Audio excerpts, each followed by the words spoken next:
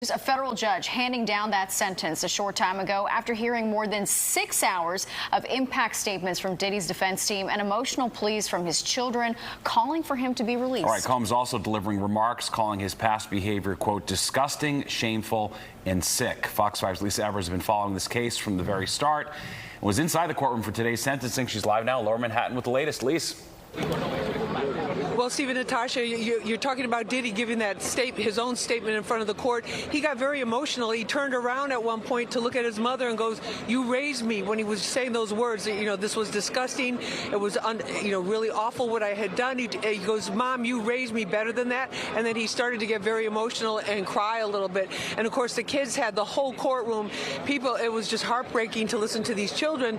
And of course, his son, one of his sons, and the two girls, the twin girls, were his children with Kim Porter, the late Kim Porter, and they were saying, "We lost our mother, now we've lost our father. He's been there for us. He's the one that helped us guide us through our grief over our mother's loss." But at the end of the day, the judge did not make the defense happy, and he didn't make the prosecution happy, because defense wanted him time served. There was even talk of them having a celebratory dinner tonight and expecting him to walk out of this courthouse. That was on the light end. On the heavy end, the prosecutors wanted to really throw more than the book at him and give him 11 years and 3 months. And at the end of the day, you mentioned 50 months, so that's 48 months and 48 months. Wait, 4 years and 2 months. We're doing the math in court without the calculator.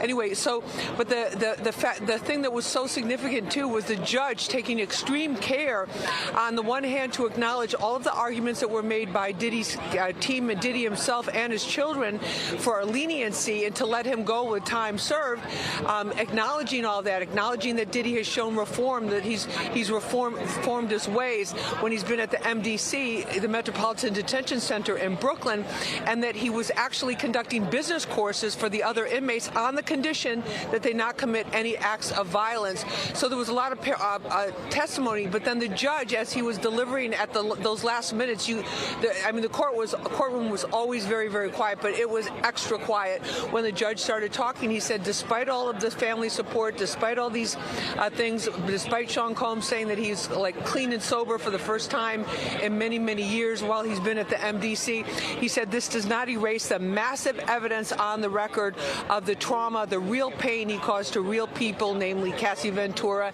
and Jane. And then at the end, after this whole long explanation, which the judge acknowledged, everything that both sides have been saying, he said, there's nothing good about this case, he said, except the heroism shown by Cassie Ventura and Jane in speaking out and the message that sends to domestic violence victims and survivors all around the world.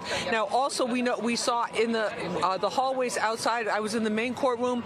Outside, as I was leaving, we saw women's rights activist, lawyer Gloria Allred. She represents a couple of people in suits against Diddy. Not clear how much money she could possibly get from him now, because his lawyer said he's completely broke.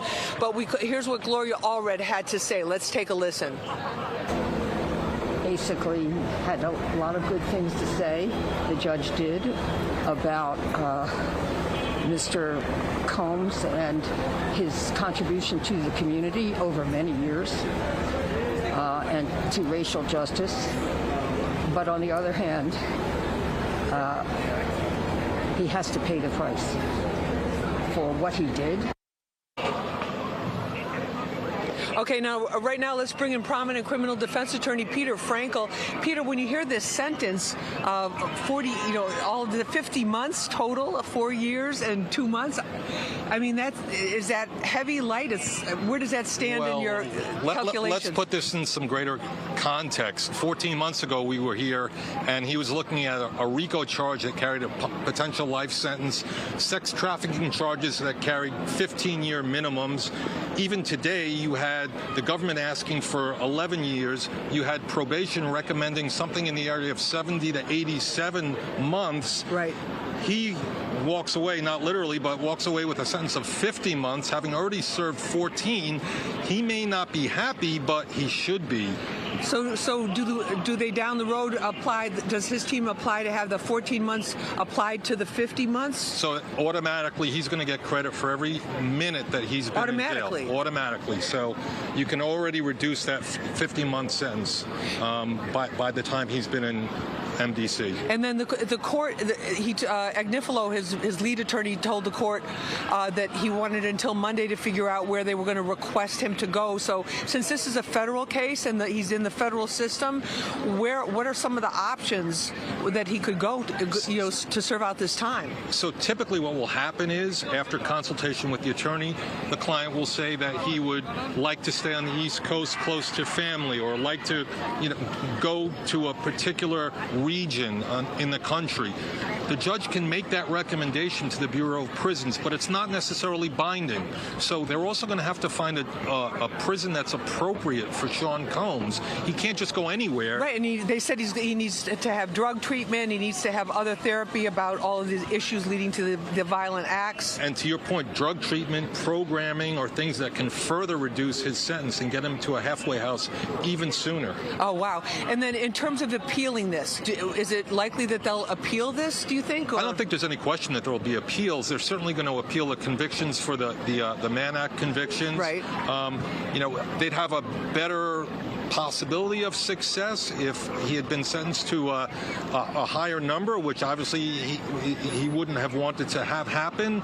But also keep in mind, there was a lot of relevant conduct that this judge heard, and as they say, you can't unring the bell. Right. The video. Right. But the judge also said, I'm not sentencing you for the acquitted conduct. I'm sentencing you for the code 3553A factors, which are the force, the violence. It's the history and background, what's necessary, not what's more than necessary, protecting society, things of that nature. So a lot to consider here, Peter. I wish we had more time, but thank you so much for being with us. My pleasure. To help break this all down.